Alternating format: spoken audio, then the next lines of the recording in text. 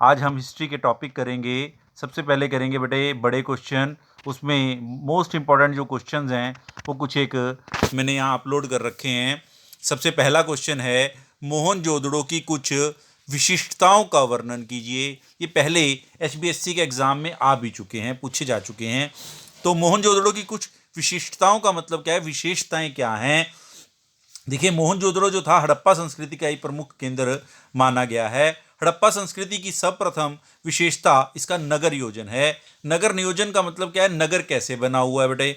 हड़प्पा एवं मोहनजोदड़ो की खुदाई में पूर्व तथा पश्चिम में दो टीले मिलते हैं। पूर्वी टीले पर नगर और पश्चिमी टीले पर दुर्ग स्थित होता था। ये क्या होता था बेटा कि जो पूर्वी टीला था वो थोड़ा नीचा होता था और जो पश्चिमी टीला था वो थोड़ा ऊपर होता था। यहाँ जो था राजसी परिवार रहता था। मोहनजोदड़ो की नगर योजना की एक और प्रमुख विशेषता यहाँ की प्रभावशाली जल निकास प्रणाली है। यानी कि जो वेस्ट पानी होता था, जो गंदा पानी है, वो नालियों के द्वारा किस प्रकार बाहर निकलता था, वो बड़ा सुंदर ढंग से बनाया हुआ था। यहाँ के अधिकांश भवनों में निजी कुएं एवं स्नानागार, स्नानागार समझते हैं जहाँ व्यक्ति स्नान करता है, होते थे। भवनों के कमरों, रसोई, स्नानागार, शौचालय आदि सभी का पानी भवन की छोटी छोटी नालियों से निकलकर गली की नाली में आता था। गली की नाली को मुख्य सड़क के दोनों ओर बनी हुई पक्की नालियों से जोड़ा जाता था। मुख्य सड़क के दोनों ओर नालियों को पत्थरों तथा शिलाओं से ढक दिया जाता था। नालियों की सफाई एवं कूड़ा करकट को निकालने के लिए बीच बीच में मेन हॉल भी बनाए गए थे। तो ये उसकी बड़ी प्रमुख योजना है। सेकंड क्वेश्चन जो आता है कि नगर योजना की विशेषता क्या थी, कि नगर जो थे वो किस तरह थे। अभी मैंने जैसे आपको पहले भी बताया कि हड़प्पा संस्कृति का सबसे जो अनूठा पहलू था शहरी केंद्रों का विकास था। यहाँ शहर बने हुए थे बेटे। मोहनजोदड़ो जो था वो भी एक शहरी था, यहाँ का एक वो था। तो मोहनजोदड़ो का जो शाब्दिक अर्थ है वो सिंधी में मुर्दों का टेला होता है। मोहनजोदड़ो हड़प्पा संस्कृति का सबसे महत्वपूर्ण स्थल था। इसका निर्माण जो था नगर योजना बड़ी सुनियोजित तरीके से थी। इस शहर में बस्ती का विभाजन दो भागों में किया गया था। सबसे पहला भाग छोटा था परंतु अत्यंत ऊंचाई पर स्थित था। जैसे मैंने आपको बताया कि पश्चिमी भाग जो थोड़ा सा ऊंचाई पर होता था, पूर्वी भाग थोड़ा निचाई पे होता था। दूसरा भाग अपेक्षाकृत बड़ा है परंतु नीचे स्थित है। मोहनजोदड़ो योजनापूर्ण तरीके से बनाया गया था। इसे देखने से प्रतीत होता है कि पहले चबूतरों का निर्माण किया गया। चबूतरे क्या होते हैं बेटा, पहले बेसिकली बेस बनाया गया, बाद में शहर के सभी संरचनाओं का निर्माण किया गया। चबूतरों के एक निश्चित दायरे में इनका निर्माण किया जाता था। यहाँ भवनों के निर्माण में पक्की ईंटों का प्रयोग किया जाता था और जो ईंटें थी उनकी ऊंचाई से 2 गुना चौड़ाई तथा ऊंचाई से 4 गुना लंबाई होती थी। जो ऊंचाई थी, ऊंचाई से 2 गुना तो चौड़ाई थी उसकी बेटे, और ऊंचाई से ही 4 गुना लंबाई थी। अब तीसरा क्वेश्चन जो आता है वो आता है बेटा गुरु नानक देव जी के उपदेशों का वर्णन करो। आपको पता है कि सिख धर्म के जो पहले गुरु हैं जिन्होंने सिख धर्म की स्थापना करी वो गुरु नानक देव जी थे। उन्होंने उपदेश जो दिए बड़े ही सुंदर थे। ये उपदेश बेटा कईयों में हम यूज़ कर सकते हैं। तो गुरु नानक देव जी के उपदेश जो हैं, नंबर 1 ईश्वर एक है जो सर्वशक्तिमान है। ईश्वर की प्राप्ति के लिए निष्काम भक्ति, शुभ कार्य, शुभ जीवन, नाम सिमरन तथा ईश्वर के प्रति आत्मसमर्पण है। इसको हेडिंग बना के भी लिख सकते हैं बेटा। जैसे सबसे पहले का आएगा ईश्वर एक है, तो हम लिख सकते हैं कि ईश्वर एक है, वो सर्वशक्तिमान है, हर एक जगह व्यापक है। ईश्वर को हम भक्ति से पा सकते हैं। दूसरा कि जो ईश्वर की प्राप्ति है वो कैसे की जा सकती है, दूसरा पॉइंट बन जाएगा। फिर गुरु की अनिवार्यता पर बल, वो क्या कहते हैं गुरु नानक देव जी की, गुरु आपका जरूर होना चाहिए। अगर गुरु नहीं है तो उनके बिना ज्ञान संभव नहीं है। जाति पाति, ऊंच नीच, धर्म एवं संप्रदाय का विरोध करते हैं, संप्रदाय का भी विरोध करते हैं।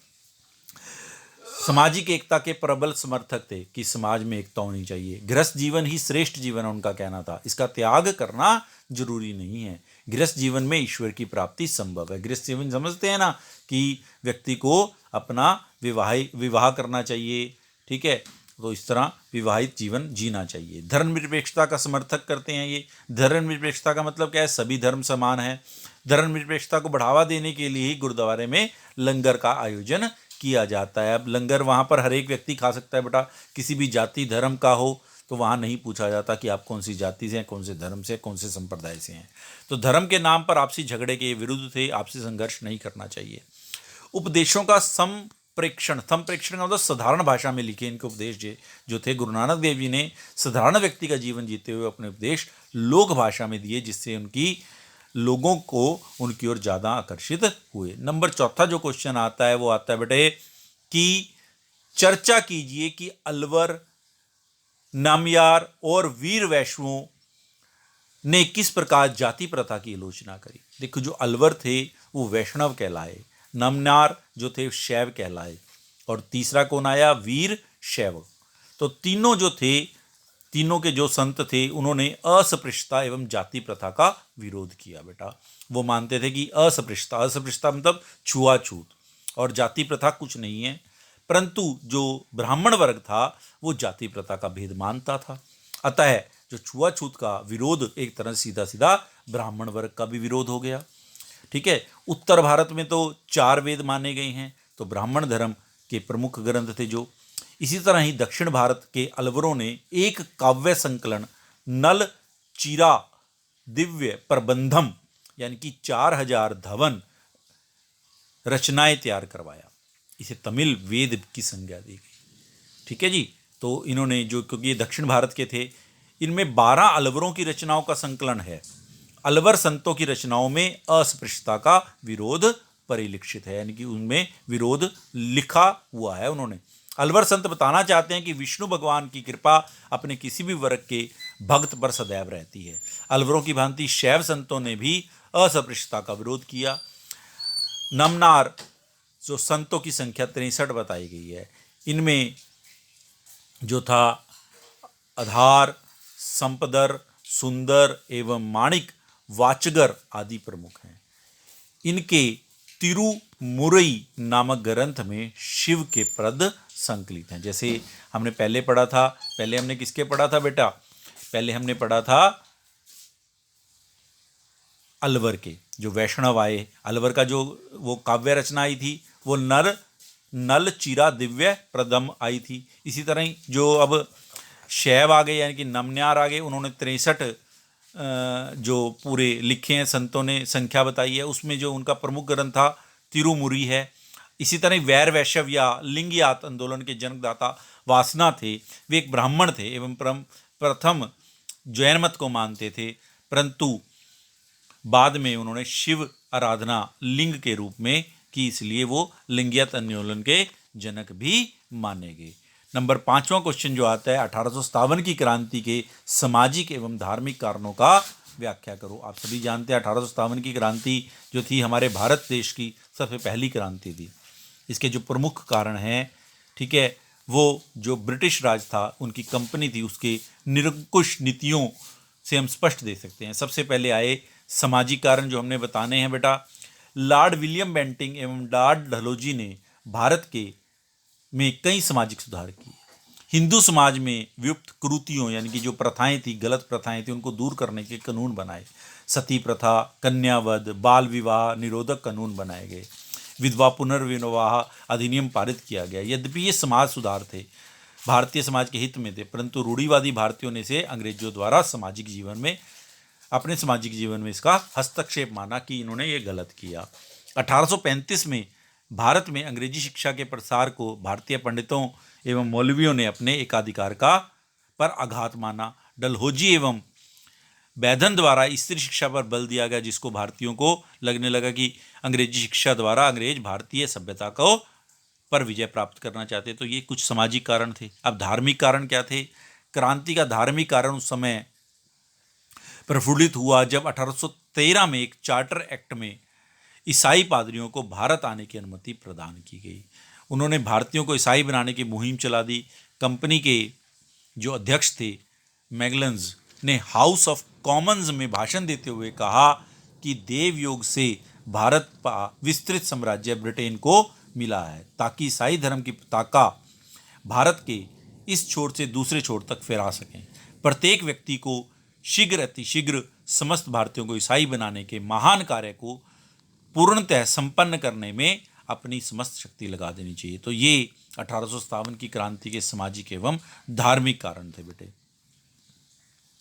1857 की क्रांति के आंदोलन की असफलता का कारण क्या था?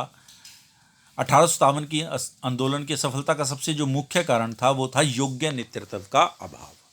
अब जो क्रांति का नेता था बहादुर शाह जफर, वो बहुत ही बूढ़ा हो गया था। नाना साहिब, रानी लक्ष्मीबाई, बेगम हजरत महल आदि जो थे वो क्षेत्रीय नेता थे। तात्या टोपे ने सभी नेताओं को संगठित करने का प्रयास किया, मगर देर हो गई थी। उस समय भारत में अखिल भारतीय स्तर पर एक योग्य नेता का अभाव था। दूसरी बात, समय से पहले ही विरोध हो गया। तत्कालिक भारतीयों द्वारा विरोध की जो स्थिति 31 मई 1857 को तय की गई, परंतु विरोध जो था वो निर्धारित तिथि से पहले 10 मई को प्रारंभ हो गया। देशी रछवाड़ों का अंग्रेजों को सहयोग, राजस्थान, मैसूर, महाराष्ट्र, पूर्वी बंगाल, हैदराबाद, गुजरात आदि में शासकों ने विरोध को फैलने नहीं दिया। हैदराबाद, ग्वालियर, पटियाला, जींद आदि ने विरोध के दमन में अंग्रेजों का साथ दिया। इसके कारण भी जो ये 1857 का आंदोलन था ये सफल नहीं हो पाया। विरोध का क्षेत्र बड़ा सीमित था। विरोध का क्षेत्र कुछ भागों तक सीमित रहा। गोरखों एवं सिखों द्वारा अंग्रेजों को मदद की गई।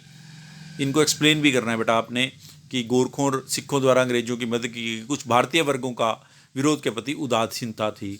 सीमित संसाधन थे हमारे पास जो संसाधन थे ना उस समय वो अच्छे नहीं थे। अंग्रेजों के पास ज़्यादा बढ़िया संसाधन थे। हमारे पास कुछ फौजों, जो हमारी जो आर्मी थी, जो हमारी सेना थी, उसके पास आधुनिक हथियार नहीं थे। तो ऐसे ही वैचारिक एकता का भी अभाव था। तो बेटे ये कुछ क्वेश्चन आपने करने हैं। इसके बाद नेक्स्ट वीडियो